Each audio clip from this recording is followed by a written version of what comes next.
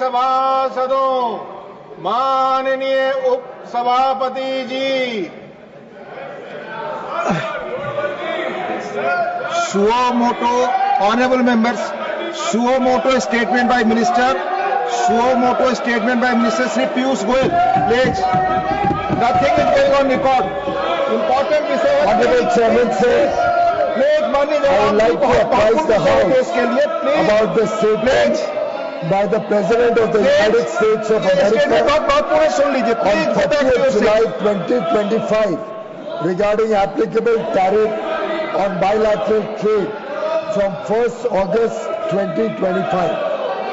On 2nd April 2025, the US President had issued an executive order on reciprocal tariffs imposing additional duties ranging from 10% to 50% on imports from its trading partners.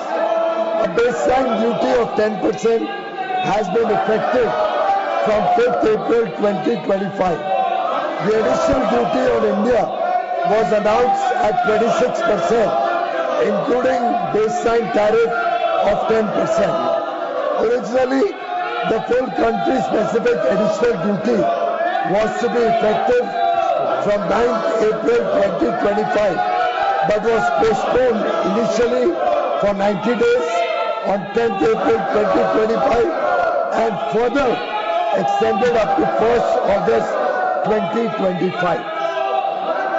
Honorable Chairman sir, India and the US entered into negotiations for a fair, balanced and mutually beneficial bilateral trade agreement in March 2025 with a target to complete the first tranche of the agreement by fall of 2025.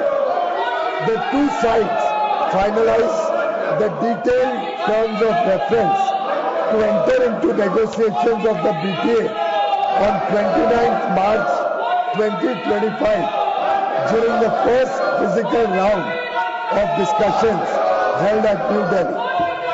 Thereafter, 4 physical rounds of negotiations have taken place between both sides in New Delhi and Washington, D.C.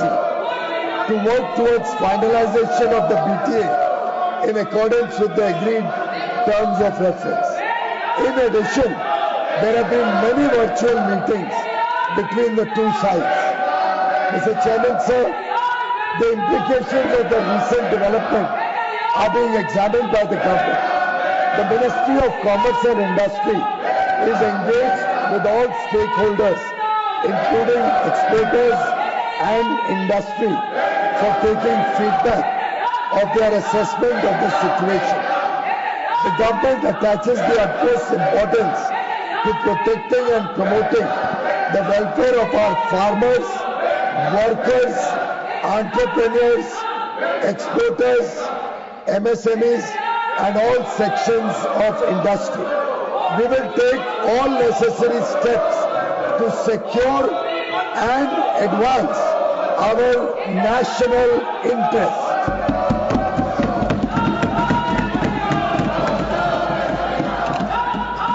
Mr. Chairman, sir, in just over a decade, India has rapidly transformed from being one of the fragile 5 to the fastest growing major economy in the world. We have risen from the 11th largest economy to one of the top 5 economies, driven by our reforms, hard work of our farmers, MSMEs and entrepreneurs. It is also widely expected that we will become the 3rd largest economy in a few years. Today, international institutions and economists see India as the bright spot in the global economy. India is contributing to almost 16% of global growth. Mr. Chairman, sir, in the last decade, the government has taken transformative measures to promote India as the manufacturing hub of the world, driven by the Make in India initiative.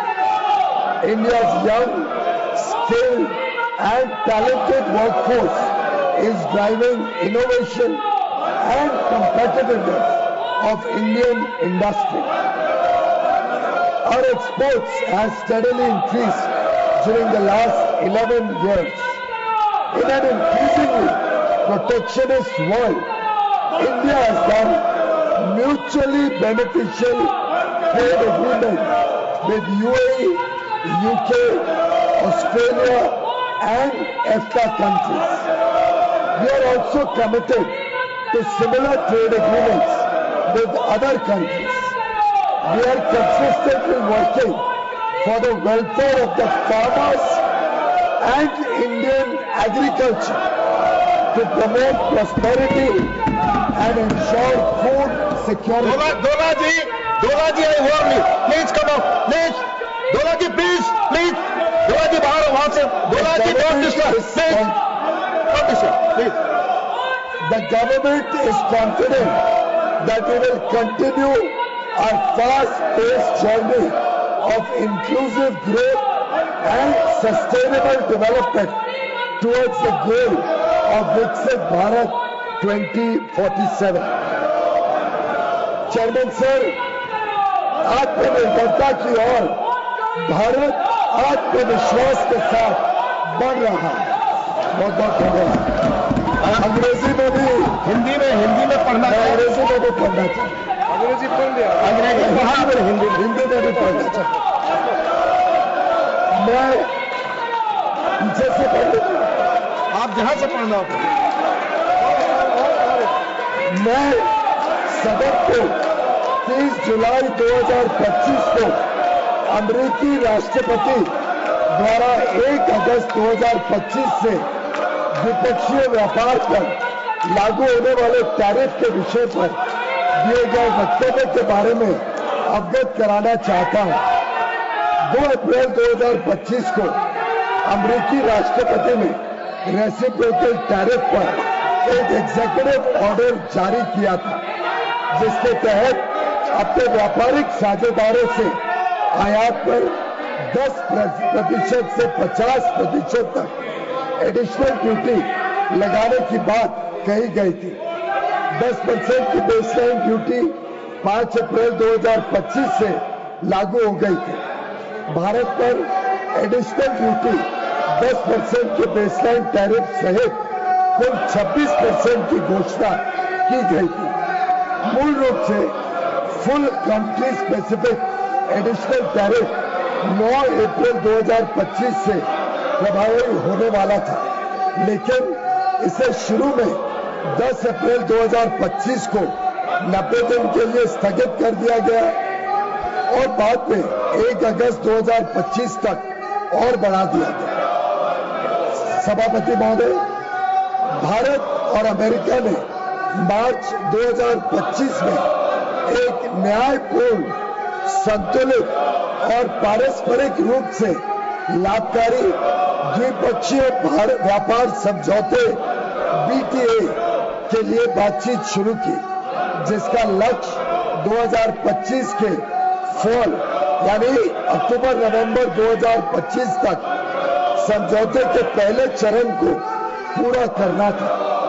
दोनों पक्षों ने 29 मार्च 2025 को नई दिल्ली में आयोजित पहली physical meeting की चर्चा के दौरान द्विपक्षीय व्यापार समझौते की बातचीत शुरू करने के लिए विस्तृत टर्म्स ऑफ रेफरेंस TOR को अंतिम रूप दिया।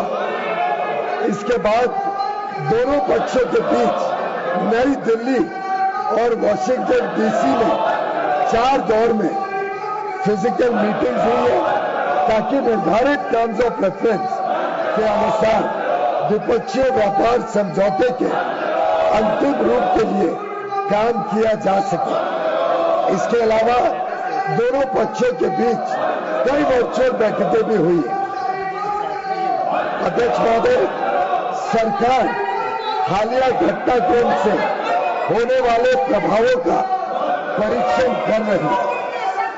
वाणिज्य एवं उद्योग मंत्रालय निर्यातकों और उद्योग सहित सभी हितधारकों से संवाद कर इस विषय पर उनके आकलन की जानकारी ले रहा है। सरकार हमारे किसानों, श्रमिकों, एंटरप्रेन्योर्स, उद्यमी, निर्यातकों, सूक्ष्म, लघु एवं मध्यम उद्योगों और उद्योग जगत के सभी हितधारकों के कल्याण की रक्षा और संवर्धन को सर्वोच्च महत्व देती है। हम अपने राष्ट्रीय हितों को सुरक्षित करने और आगे बढ़ाने के लिए सभी आवश्यक कदम उठाएंगे।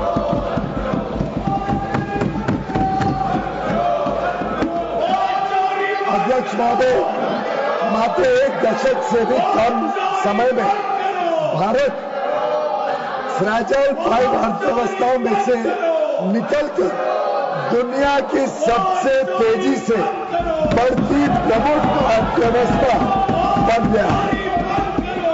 हम अपने रिफॉर्म्स और अपने किसानों, एमएसएमई और उद्यमियों की कड़ी मेहनत के बल पर 11वीं सबसे बड़ी अर्थव्यवस्था से शीर्ष 5 अर्थव्यवस्थाओं में से एक बन गए हैं। यह भी अपेक्षित है कि हम कुछ ही वर्षों में तीसरी सबसे बड़ी अर्थव्यवस्था बन जाए। आज अंतर्राष्ट्रीय संस्थाएं और अर्थशास्त्री भारत को वैश्विक अर्थव्यवस्था में एक ब्राइट स्पॉट के रूप में देखते हैं। भारत वैश्विक विकास में लगभग 16% का योगदान दे रहा है।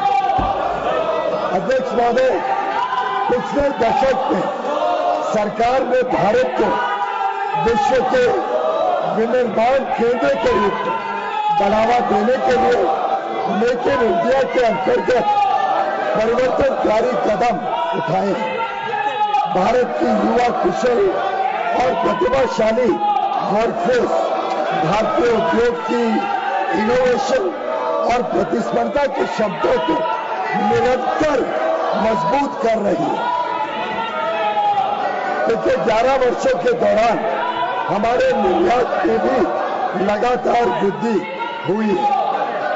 तेजी से संरक्षणवादी होती दुनिया में भारत ने संयुक्त अरब अमीरात, यूएई, यूके, ऑस्ट्रेलिया और एफ्टा यानी 4 देशों का समूह स्विट्जरलैंड, नॉर्वे, लिechtenstein और आइसलैंड देशों के साथ पारस्परिक रूप से लाभकारी व्यापार समझौते किए। हम अन्य देशों के साथ भी इसी तरीके व्यापार समझौते करने के लिए प्रतिबद्ध हैं। हम किसानों और भारतीय कृषि के कल्याण के लिए निरंतर कार्य कर रहे हैं, जिससे खाद्य सुरक्षा और समृद्धि सुनिश्चित की जा सके। सरकार को विश्वास है कि हम विकसित भारत 2047 के लक्ष्य की ओर समावेशी और सतत विकास की अपनी तेज गति वाली यात्रा जारी रखेंगे। अध्यक्ष महोदय, आत्मनिर्भरता की ओर भारत आत्मविश्वास के साथ बढ़ रहा है। धन्यवाद।